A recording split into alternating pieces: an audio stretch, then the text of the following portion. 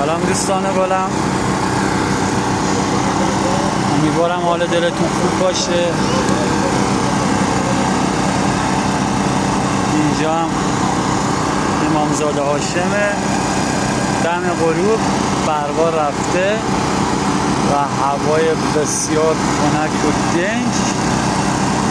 این شلوغی رو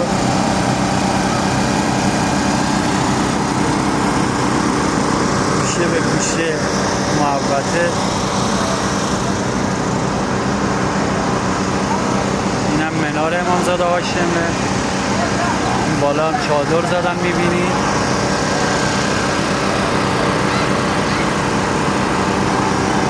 اینجا هم آشکده هاست.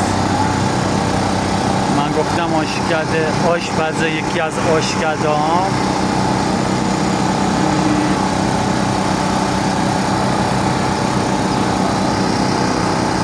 پنجشنبه هم هست. اینم صنایع دستی امامزاده هاشم. حالا اگه خواستین تشریف برین قدمتون به چشم. همه نوع صنایع دستی داره.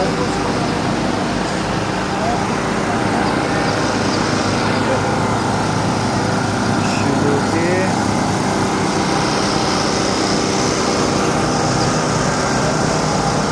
اینم از آشکده. برق هم نیست دیگه، صدای این موتور برقا. این هم کولنگ خودمونه که ماشاءالله بنازم به انرژیش، با اینکه سن سالش بالاست ولی خداییش یه رویه خیلی شادی داره که کنارش ما رو هم به حساب شارژ میکنه.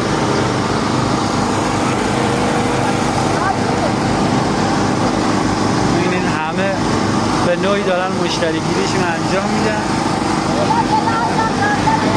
اینم آقا بهزاد خودمون که عینک فروشه. بله، عینک‌های بسیار خوبی داره، اورژینال، اصل و قیمت مناسب. خداییش اینو دارم میگم. حالا اگه دوست داشتین یه سری به ما بزنید. اینجا هم امامزاده هاشم و پنجشنبه حالا هوای دم غروب و برق فقط نیست. این مشکل، همین یه مشکله داریم دیگه. انشالله بتونیم حل کنیم این مشکلات. خیلی خوشحال شدم. مواظب خودتون باشید. خیلی دوستتون دارم. اونجا هم که گفتم جایزه داره، امامزاده هاشم، یک کاسه میخریم، کاسه دوم هم رایگانه. فعلا خدا نگهدار.